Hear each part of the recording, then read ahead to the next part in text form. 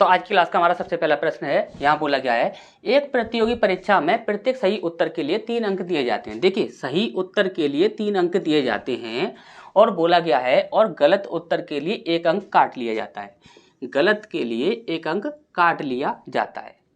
सिंधु ने इस परीक्षा में 80 अंक प्राप्त किए। कितने किए? 80 अंक प्राप्त किए।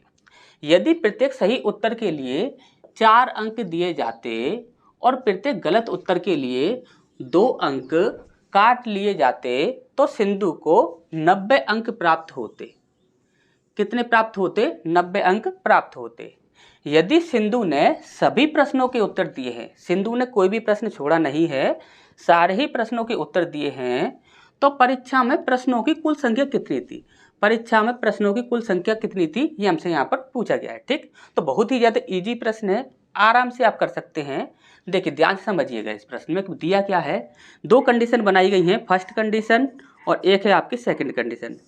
फर्स्ट कंडीशन गलत और सही, ठीक। उसके बाद सेकंड कंडीशन है आपकी, यहां पर सही और गलत इस प्रकार से रख देते हैं हम, सही गलत, और सेकंड कंडीशन में भी सही गलत। मान के चलिए उसने जो सही किए थे वो x थे और गलत जो किए थे वह y थे। सेकंड कंडीशन में भी उसने जो सही किए थे वो x थे और गलत जो किए थे वह y थे। अब आप बोलोगे कि सही यहाँ पर भी आपका x ही है और यहाँ पर भी x है, यहाँ पर भी y है और यहाँ पर भी y है, तो ये ऐसा क्यों है? तो देखिए ध्यान से समझिएगा, उसने जो प्रश्न किए होंगे वो तो आपके उतने ही होंगे जितने उसने किए हैं। मान के चलिए 100 क्वेश्चंस का एक एग्जाम पेपर है, उसमें से उसने 80 क्वेश्चन किए और सही और यहाँ पर 20 क्वेश्चन जो हैं वह गलत किए। तो 100 क्वेश्चंस का जो आपका एग्जाम पेपर है उसमें से उसने सही तो 80 ही किए हैं और गलत आपके 20 ही किए हैं, लेकिन उसने उसी को अलग अलग कंडीशन में बांट दिया है। लेकिन सही और गलत जो हैं वो तो आपके उतने ही रहेंगे, ठीक। तो इसीलिए सही यहाँ पर भी उतना ही है और यहाँ पर गलत भी उतना ही है, ठीक। अब कंडीशन के आधार पर इसे देख लेते हैं, कंडीशन में क्या बोला गया है। प्रत्येक सही उत्तर के लिए 3 अंक मिलते हैं, तो ये कितना हो जाएगा आपका? ये हो जाएगा आपका 3x, और उसने बोला है कि 1 अंक काट लिया जाता है गलत के लिए, तो ये क्या हो जाएगा आपका माइनस का y, ठीक। और यहाँ पर वो अंक कितने प्राप्त करता? तो भाई 80 अंक प्राप्त किए। कितने किए? 80 अंक प्राप्त किए। सेकंड कंडीशन की बात करें तो यहाँ पर उसने बोला है कि प्रत्येक सही उत्तर के लिए 4 अंक दिए जाते हैं, यानी कि ये कितना हो जाएगा आपका 4x हो जाएगा। और उसने बोला है कि 2 अंक काट लिए जाते हैं गलत के लिए, तो यहाँ पर ये कितना हो जाएगा आपका 2y हो जाएगा। और कितने प्राप्त करता? तो वह 90 प्राप्त करता, ठीक। इतनी सी बात आपको अच्छे से समझ आ गई होगी। अब आप यहाँ पर ध्यान से समझिए, उसने जो सही किए हैं वो तो आपके उतने ही रहने हैं और गलत जो किए हैं वो तो आपके उतने ही रहने हैं। कंडीशन के आधार पर ये थोड़ा सा बस चेंजिंग कर दी है।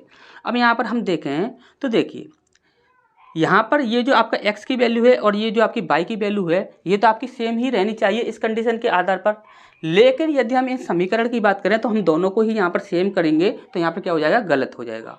हमें क्या करना होगा? सिर्फ एक को सेम करना होगा, और आप एक को किसी को भी सेम कर सकते हो, या तो आप x को कर दीजिए या फिर आप y को कर दीजिए। x को यदि आप सेम करते हो दोनों ही जगह पर तो भी आपका उतना ही आंसर आएगा, y को यदि आप सेम करते हो तो भी आपका उतना ही आंसर आएगा, ठीक। अब यहाँ पर आप सबसे पहले ये देख लीजिए, इस प्रकार से जब कभी भी आपको सेम करना हो और कंडीशन इस प्रकार से दी गई हो तो आपको ये देखना है कि हम यदि किसको सेम करें कि जिससे कि हमारा आसानी से सेम हो जाए। तो यहाँ पर आप देखोगे यहाँ पर कितना है आपका माइनस का y है और यहाँ पर क्या है आपका माइनस का 2y है। यानी कि यहाँ पर यदि हम इसको ये और इसको y को यदि हम सेम करते हैं तो यहाँ पर सिर्फ हमें 2 से इंटू करना होगा और आपका सेम हो जाएगा। तो हम क्या करते हैं, सिर्फ y को सेम कर लेते हैं, तो यहाँ पर ये क्या होगा? आसान हो जाएगा, ठीक। और आप किसी को भी सेम कर सकते हो, ऐसा नहीं है कि x को सेम करोगे तो अलग आंसर आएगा या y को सेम करोगे तो अलग आंसर आएगा, नहीं, ऐसा नहीं होगा। दोनों में से किसी को भी सेम कर लीजिए, आंसर आपका सेम ही आएगा, ठीक। तो यहाँ पर हम क्या करते हैं, y को सेम करने के लिए यहाँ पर क्या है 2y और यहाँ पर है y, तो यहाँ पर हम 2 से इंटू कर देते हैं, ठीक। तो 2 से इंटू करेंगे तो हमारा कितना हो जाएगा? 3 दूनी 6, यानी कि हो जाएगा आपका 6x माइनस ये हो जाएगा आपका 2y इज इक्वल टू 8 दूनी 16, यानी कि 160, ठीक। अब यहाँ पर इन दोनों कंडीशंस को यदि हम जोड़ देते हैं, दोनों समीकरण को यदि हम जोड़ देते हैं तो यहाँ पर कितना है आपका 6x minus 2y equal to 160। ठीक, इतना ही है। सेकंड कंडीशन कितनी है 4x minus 2y equal to 90। ठीक, अब इनको यदि आप ऐड करोगे तो आपको अच्छे से पता है, ये आपका प्लस का है तो ये माइनस का हो जाएगा, ये आपका माइनस का है तो ये आपका प्लस का हो जाएगा, ये आपका प्लस का है तो ये माइनस का हो जाएगा। ठीक, अच्छे से जानते ही होंगे इन सारी चीज़ों को। ठीक, अब यहाँ पर देखिए, यहाँ पर देखोगे तो यहाँ पर देखिए 2 ये आपका माइनस का है और ये आपका प्लस का है तो ये आपस में कैंसिल हो जाएंगे। यहाँ पर कितना बचेगा, यहाँ पर बचेगा आपका 2x। तो 2x की वैल्यू कितनी है तो 90 माइनस कर दोगे आप 160 में से तो कितना हो जाएगा आपका 70। ठीक, तो x की वैल्यू कितनी आ जाएगी आपकी 35। कितनी आएगी 35 आएगी। ठीक, अब यहाँ पर आप देखिए x की वैल्यू हमारी 35 आ चुकी है। अब इसके बाद हमें क्या चाहिए, सिर्फ y की वैल्यू चाहिए। तो y का मान आप किसी में भी रख दीजिए, इसमें रख दीजिए या इसमें रख दीजिए। हम इसमें रख देते हैं, यानी कि यहाँ पर बोला गया है 3x minus y equal to 80 है। इसमें आप x का मान रख दीजिए 3 into 35 minus y equal to 80 है ये। ठीक, अब यहाँ पर ये कितना हो जाएगा आपका, तो ये हो जाएगा आपका 105। कितना हो जाएगा 105 माइनस y इक्वल टू 80। तो y की वैल्यू कितनी हो जाएगी, तो y की वैल्यू हो जाएगी आपकी, इसे आप माइनस करोगे तो आ जाएगी आपकी 25। कितनी आ गई आपकी 25। x की वैल्यू है आपकी 35 और y की वैल्यू कितनी है आपकी 25। ऐड कर दीजिए, कितना आ गया आपका 60। तो टोटल जो क्वेश्चंस की जो संख्या थी वो क्या थी आपकी 60 थी। ठीक, तो ए ऑप्शन यहाँ पर आपका बिल्कुल सही हो जाएगा। और ये पूछा कब गया है, RRB ग्रुप डी 3/8/2022 में। ठीक, सारे ही जितने भी आपके प्रश्न रहने वाले हैं वो सारे ही आपके RRB के रहने वाले हैं, जो प्रीवियस ईयर के क्वेश्चन पेपर हैं सारे। ठीक, तो नेक्स्ट क्वेश्चन की ओर बढ़ते हैं। इसका नेक्स्ट प्रश्न है हमारे यहाँ पर, यहाँ बोला गया है 1 से 100 तक की गिनती में अंक 5, 1 से 100 तक की गिनती में अंक 5 जो है वह कितनी बार आता है। तो यहाँ पर आप ध्यान से समझिएगा, आपसे कोई और भी प्रश्न पूछा जा सकता है और इस प्रकार के प्रश्न आपके रेलवे में काफ़ी पूछे जाते हैं। ठीक, तो यहाँ पर आप ध्यान रखिए, आपसे यदि पूछा जाए कि 0 अंक जो है, 0 अंक है जो है वह कितनी बार प्रयोग किया जाता है 1 से लेकर 100 तक की गिनती में, तो आप बोलोगे कि यह 11 बार प्रयोग किया जाता है। ठीक, कितनी बार प्रयोग किया जाता है, 11 बार प्रयोग किया जाता है। और यदि आपसे बोला जाए कि यहाँ पर एक जो अंक है वह 1 से लेकर 100 तक की गिनती में कितनी बार प्रयोग किया जाता है, तो वह आपका 21 बार प्रयोग किया जाता है। कितनी बार प्रयोग किया जाता है, 21 बार प्रयोग किया जाता है। अब इसके बाद नेक्स्ट आपका बचता है 2, 3, 4, 5, 6, 7, 8 और 9। 2 से लेकर 9 तक जितने भी आपके अंक होते हैं, 2 से लेकर 9 तक जितने भी आपके अंक होते हैं उनके लिए पूछा जाए कि 1 से लेकर 100 तक की गिनती में यह कितनी बार प्रयोग किए जाते हैं, तो आप बोलोगे यह 20 बार प्रयोग किए जाते हैं। कितनी बार, 20 बार। दोबारा से समझ लीजिए, 1 से लेकर 100 तक की गिनती में 0 जो है वह 11 बार प्रयोग किया जाता है, 1 नंबर जो है वह 21 बार प्रयोग किया जाता है और बाकी के बचे हुए 9 तक के जितने भी अंक होते हैं वो सभी आपके 20 बार प्रयोग किए जाते हैं। ठीक, और ये प्रश्न आपके काफ़ी पूछे जाते हैं रेलवे में, बार बार पूछे जा रहे हैं। ठीक, तो इसे आप याद रखिएगा, ये सारे ही आप याद कर लीजिए। ठीक, तो यहाँ पर हमसे पूछा गया था 1 से 100 तक की गिनती में 5 अंक कितनी बार प्रयोग किया जाता है, तो 5 अंक किसके अंदर आएगा, 20 के अंदर। तो कितनी बार प्रयोग किया जाता है, 20 बार। ठीक, तो सी ऑप्शन यहाँ पर बिल्कुल सही हो जाएगा। तो नेक्स्ट क्वेश्चन की ओर बढ़ते हैं। इसका नेक्स्ट प्रश्न हमारे यहाँ पर, यहाँ बोला गया है 2 की पावर 9 इंटू 3 की पावर 5 इंटू 5 की पावर 4 इंटू 7 की पावर 6 के कितने गुणक विषम संख्या हैं। पूछा क्या गया है, विषम संख्या। ठीक, तो यहाँ पर आप ध्यान से समझिएगा। ठीक, अब यहाँ पर देखिए, इस प्रकार के आपके और भी काफ़ी प्रकार के प्रश्न पूछे जाते हैं, तो वो भी आप साथ ही साथ सीख लीजिए वो कैसे सॉल्व करने हैं। तो वो चीज़ आप देखिए, यहाँ पर यदि हम बात करें कि देखिए गुणक क्या होता है, तो गुणक होता है आपके फैक्टर होते हैं, वही आपका गुणक कहलाता है। ठीक, अब यहाँ पर हम बात करें, जैसे कि हम एग्जाम्पल के तौर पर बात करते हैं 10 के, हम बात करें 10 के गुणक की बात करें, तो 10 के गुणक क्या होंगे, 10 के गुणक वह होंगे जिन संख्याओं से 10 में पूरी तरह से डिवाइड हो जाएगा। तो आप बोलोगे कि सर 1 हो जाएगा, 2 हो जाएगा, 3 से डिवाइड नहीं होगा, तो 4 से भी डिवाइड नहीं होगा, 5 से डिवाइड हो जाएगा, 6 से डिवाइड नहीं होगा, 7 से नहीं होगा, 8 से नहीं होगा, 9 से नहीं होगा, और किससे हो जाएगा? 10 से हो जाएगा। अब यदि यहाँ पर पूछा जाएगा कुल कितने फैक्टर हैं या कुल कितने गुणक हैं, तो आप कुल के लिए क्या बताओगे? कुल कितने हैं तो कुल आप बताओगे 1 2 3 4, तो टोटल कितने हैं? 4 हैं। और यदि आपसे ये पूछा जाए कि सम कितने हैं, या फिर आपसे पूछा जाए कि विषम कितने हैं, सम कितने हैं, तो आप बोलोगे कि सर एक तो ये हो गया और एक ये हो गया, तो 2 सम हो जाएंगे। कौन से? 2 और 10। अब पूछा जाए कि विषम कितने हैं, तो विषम आपके एक ये हो जाएगा, एक ये हो जाएगा, यानी कि 1 2 हो जाएंगे टोटल। कौन से? 1 और 5।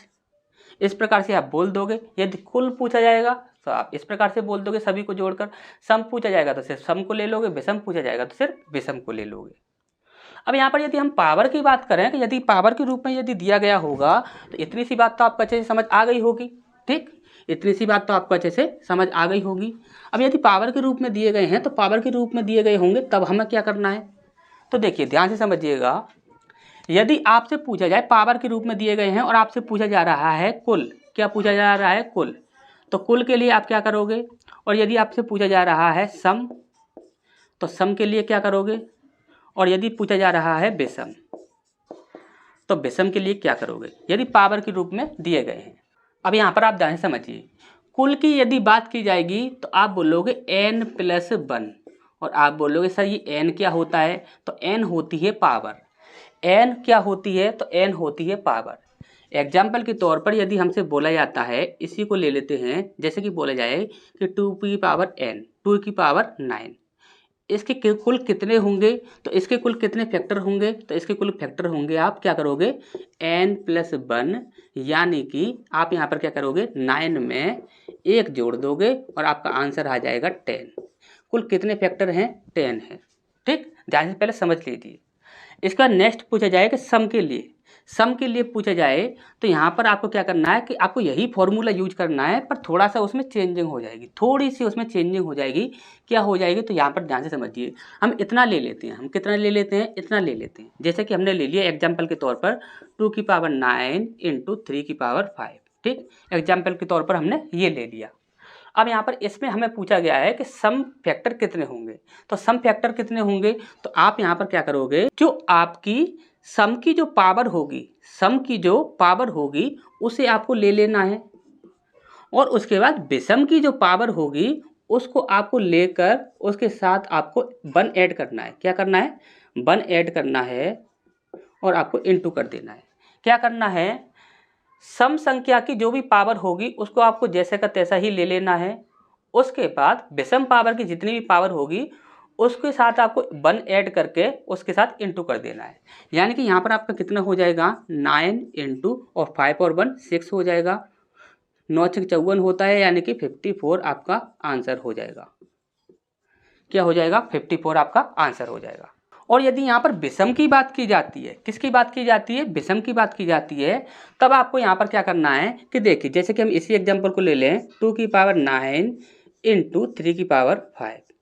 और यदि विषम की बात की जा रही है, देखिए सम के लिए तो आपका ये होता है, लेकिन विषम के लिए क्या होता है, तो विषम के लिए आपको क्या करना है कि आधार को देखना है।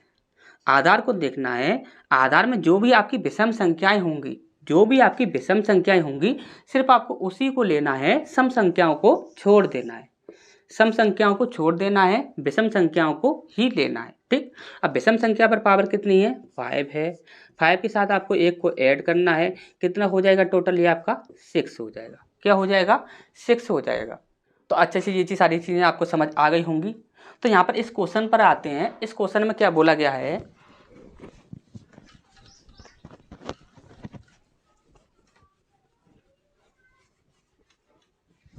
तो देखिए इस क्वेश्चन में बोला गया है, क्या है आपका 2 की पावर 9 इंटू 3 की पावर 5 इंटू 5 की पावर 4 इंटू 7 की पावर 6।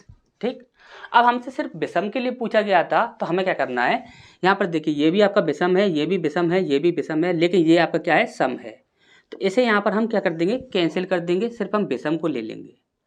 यहाँ पर पावर कितनी है? तो 5 है, और 5 के साथ हमें क्या करना है? 1 को ऐड करना है। ठीक, अब इसके बाद यहाँ पर पावर कितनी है, 4 है, तो 4 के साथ हमें क्या करना है, 1 को ऐड करना है। ठीक, अब इसी प्रकार से यहाँ पर कितना है आपका 6 है, तो 6 के साथ हमें 1 को ऐड करना है, हो गया।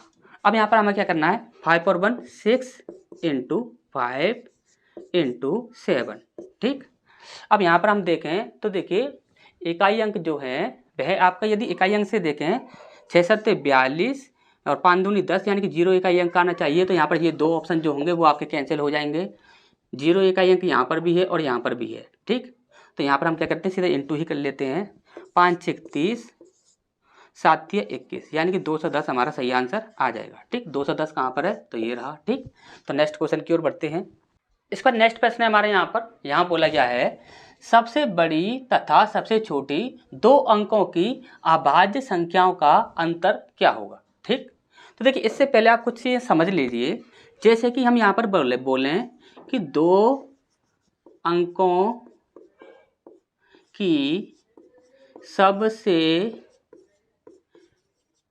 छोटी 2 अंकों की सबसे छोटी अभाज्य संख्या कौन सी होगी, और हम बोलें 2 अंकों की सबसे बड़ी अभाज्य संख्या कौन सी होगी।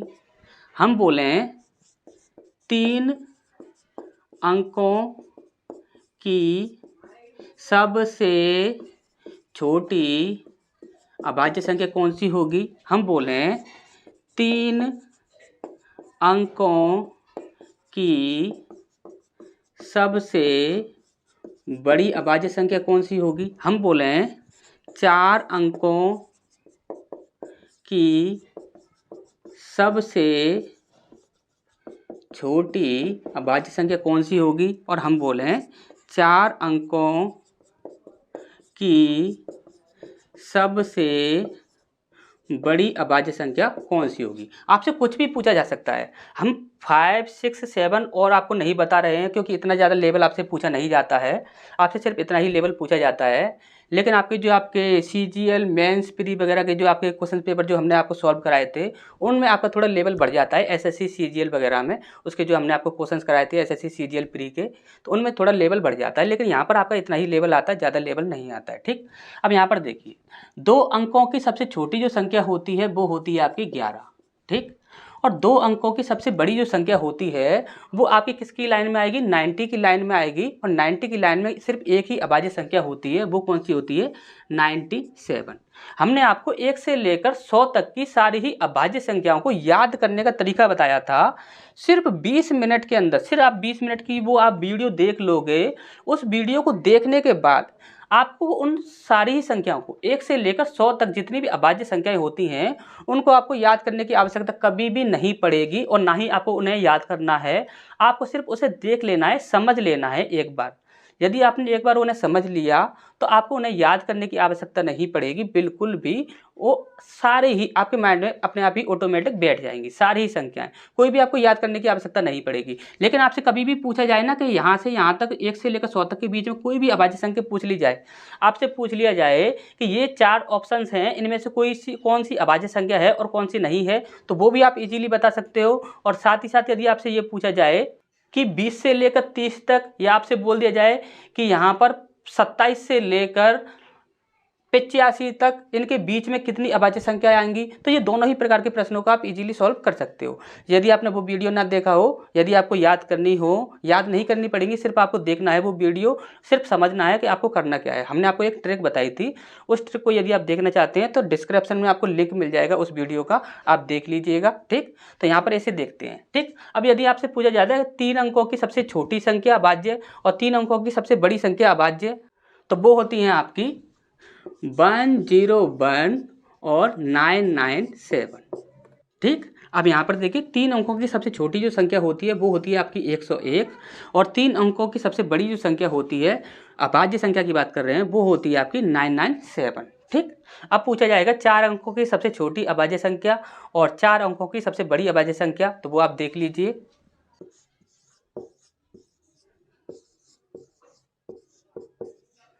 सबसे छोटी संख्या की बात की जाएगी तो वो रहेगी आपकी 1009, और सबसे बड़ी की बात की जाएगी तो वो रहेगी आपकी 9973। ठीक, इन्हें आप याद कर लीजिएगा, इजीली आप याद कर सकते हैं। अब आपसे यहाँ पर आप ध्यान से समझिए, यहाँ पर पूछा क्या गया है, सबसे बड़ी तथा सबसे छोटी 2 अंकों की अभाज्य संख्याओं का अंतर क्या होगा। ठीक, तो आपको अच्छे से पता है कि सबसे छोटी क्या होती है, 11 होती है, और सबसे बड़ी क्या होती है, 97 होती है। आप माइनस कर दोगे कितना आ जाएगा आपका, 86। कितना आ जाएगा आपका, 86।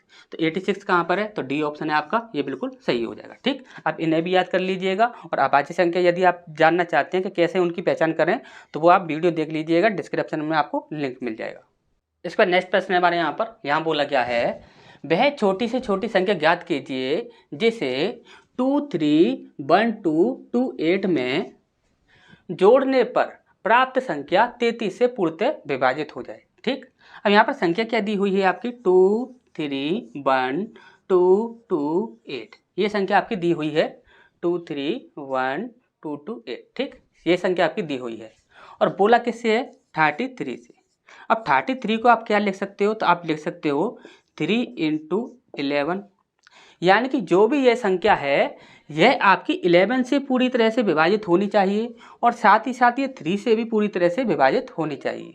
अब 33 से विभाजित करेंगे तो हमें ज़्यादा समय लगेगा, इसके लिए हम क्या करते हैं कि सिर्फ 3 से डिवाइड करके देख लेते हैं। 3 से यदि आपका कुछ भी शेष बचेगा तो आपको हमें उसी को माइनस करना होगा, यदि कुछ भी शेष नहीं बचेगा तो हमें 3 को ऐड करना होगा।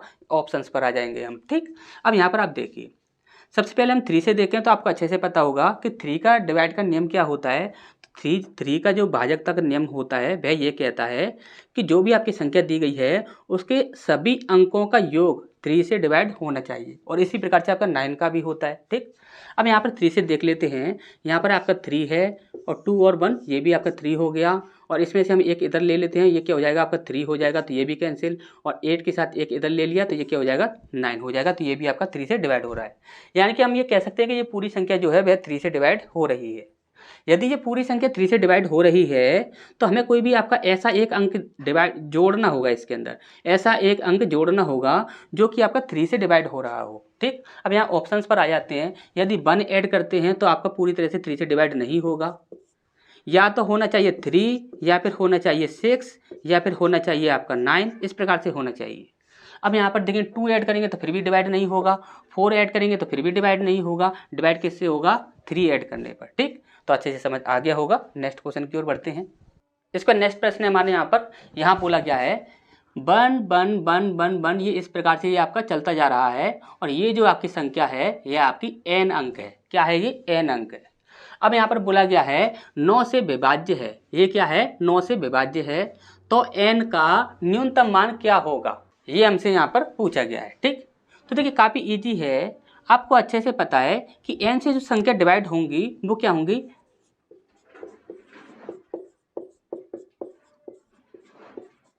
इस प्रकार से ये आपकी चलती जाएंगी। ठीक, ये जो संख्याएं हैं ये n से डिवाइड होंगी, यानी सॉरी 9 से डिवाइड होंगी। अब ये 9 से डिवाइड होने वाली ये संख्याएं हैं, और यदि सबसे छोटी संख्या की बात करें तो सबसे छोटी संख्या तो आपकी 9 होगी, और लेकिन सबसे बड़ी संख्या की बात करें तो सबसे बड़ी संख्या तो आप कोई भी नहीं बता सकता। ठीक, वो तो जहाँ पर जो ऑप्शंस होंगे उन्हीं के आधार पर हम निकाल सकते हैं, क्योंकि आपको अच्छे से पता है कि गिनतियाँ जो होती हैं, जो प्राकृतिक संख्या जो होती हैं वो आपकी अनंत होती हैं, तो उससे आप कोई भी नहीं बता सकता।